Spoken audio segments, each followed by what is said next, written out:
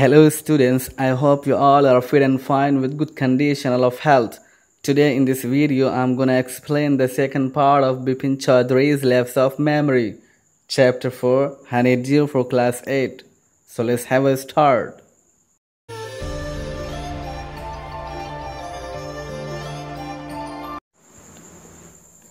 Second part. Bipin Babu's car was safely parked in Bertram Street by the Lighthouse Cinema. Bipin बाबू की car light house cinema के पास Bertram street में safety के साथ खड़ी हुई थी. He told the driver as he got into the car, just drive by the Ganga. Will you sit around? जब वो कार में बैठे तो उन्होंने ड्राइवर से कहा कि गंगा नदी के पास से चलोगे ना Sitaram. Driving up the Strand Road, Bipin Babu regretted having paid so much attention to the intruder.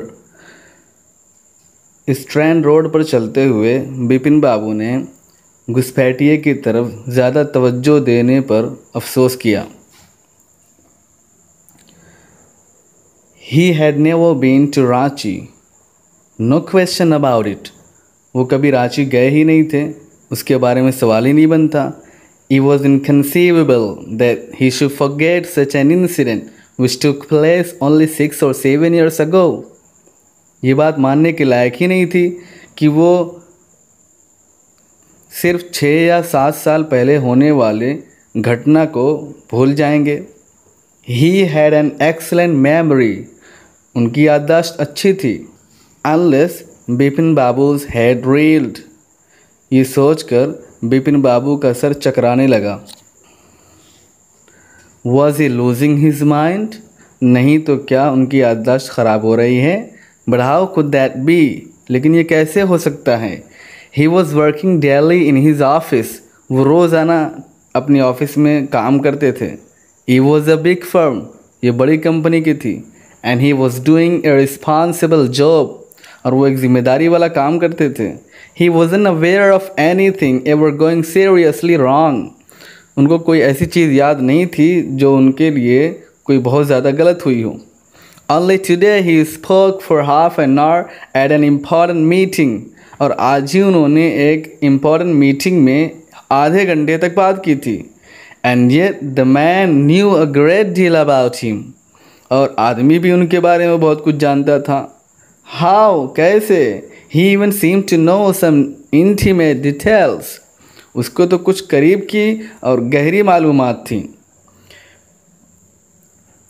The bag of books, wife's deaths, brother's insanity.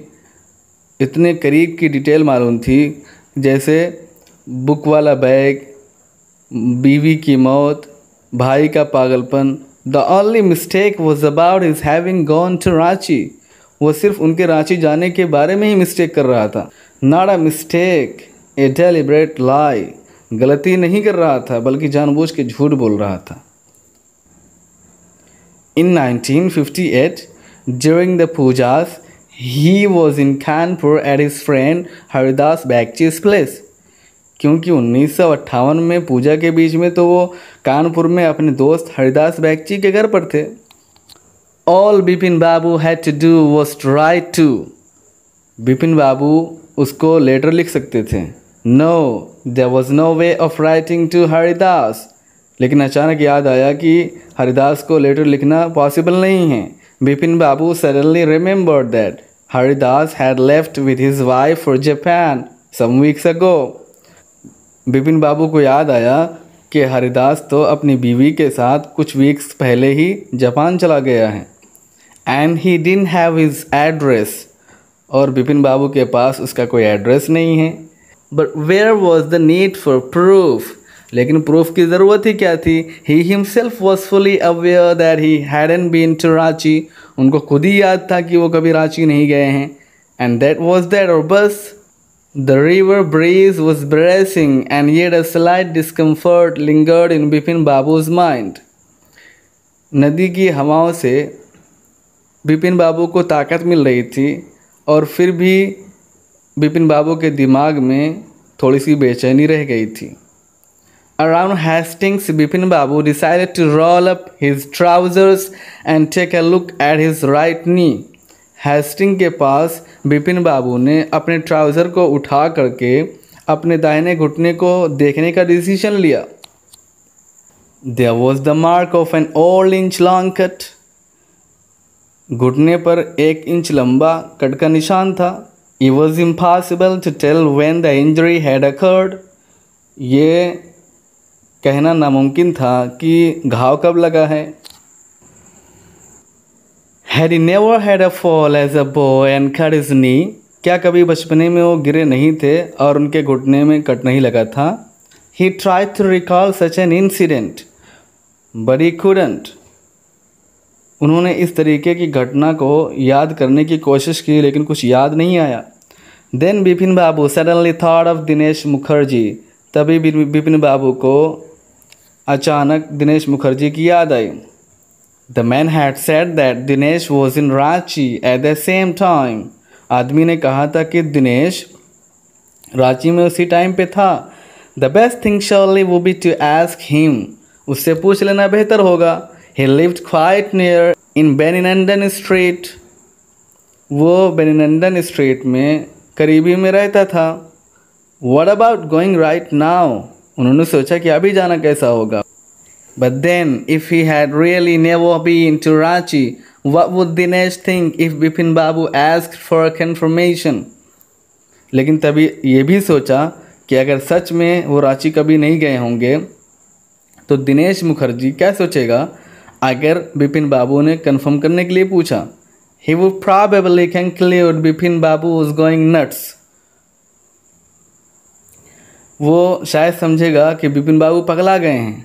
No, it would be ridiculous to ask him. नहीं, उससे पूछना अच्छा नहीं होगा.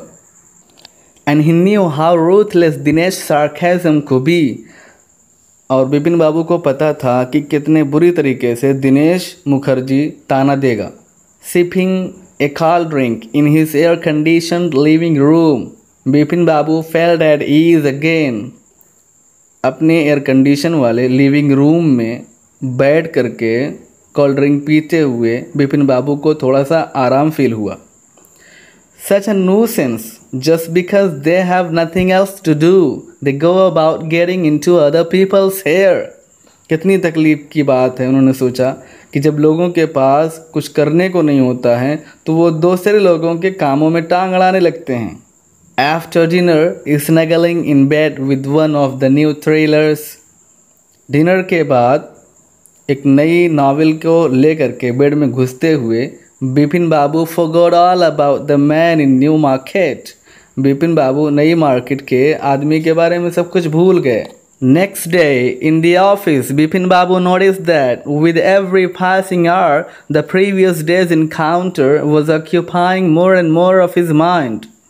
अगले दिन office में बिपिन बाबू ने नोटिस किया कि हर बीते हुए टाइम के साथ बीते हुए दिन की मुलाकात उनके दिमाग पर सवार होती जा रही है, चढ़ती जा रही है. If the man knew so much about Bipin Babu, how could he make such a mistake about the Ranchi trip? अगर आदमी बिपिन बाबू के बारे में इतना सब कुछ जानता था तो वो रांची जाने के बारे में गलती कैसे कर सकता है. Just before lunch, Bipin Babu decided to ring up Dinesh Mukherjee. Lunch से पहले ही बिपिन बाबू ने दिनेश मुखर्जी को फ़ोन करने का डिसीजन ले लिया. It was better to settle the question over the phone. At least the embarrassments on his face would not show. Question को phone पर ही सेटल कर लेना बेहतर था क्योंकि कम से कम फ़ोन पर उनके चेहरे की परेशानी तो नहीं दिखेगी. 2 3 5 6 1 6. Bipin Babu dial the number. 2 3 5 6 1 6. Bipin बाबू ने नंबर डायल किया. Hello, is that Dinesh? This is Bipin here. क्या दिनेश हैं? बिपिन बोल रहा हूँ. Well well, what's the news? दिनेश ने कहा, अच्छा, क्या बात है? I just wanted to find out if you recall an incident which took place in 1958. मैं सिर्फ ये जानना चाहता था कि तुम्हें कोई ऐसी घटना याद है जो 1958 में हुई थी. ये बिपिन बाबू ने दिनेश मुखर्जी से पूछा. तो दिनेश मुखर्जी ने क्या कहा, 1958 व्हाट इंसिडेंट, 1958 कौन सी घटना, were you in Calcutta right through that year, this is the first thing I have got to know, पहले तुम मुझे बताओ कि क्या तुम उस साल कलकत्ता में थे। Wait just a minute, 58, just let me check in my diary, अच्छा एक मिनट वेट करो, 1958, अच्छा मुझे मेरी डायरी चेक करने दो, इस तरीके से दिनेश मुखर्जी ने कहा। For a minute there was silence, एक मिनट तक खामोशी थी।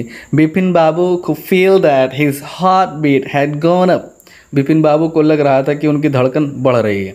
ही वॉज स्वेटिंग अ लिटिल, वो थोड़ा बहुत उनको पसीना भी हो रहा था। Hello, yes I have got it, I have been out twice, इतने में दिनेश मुखर्जी ने कहा, इतने में दिनेश मुखर्जी ने कहा, हेलो, हाँ मैं 2 मरतबा बाहर गया हूँ, मुझे मिल गया। बिपिन बाबू ने पूछा, कहाँ? Once in February nearby to Krishnanagar to a nephew's wedding.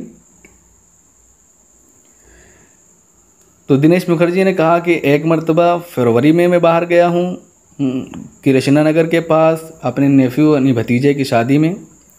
And then but you would know about this one, लेकिन उसके बाद वाली ट्रिप के बारे में तो तुम्हें पता होगा। The trip to Ranchi, Ranchi वाली trip, you were there too, तुम भी वहाँ थे। दैट्स ऑल, बस। But what's all this saluting about, लेकिन तुम ये सब पूछ क्यों रहे हो?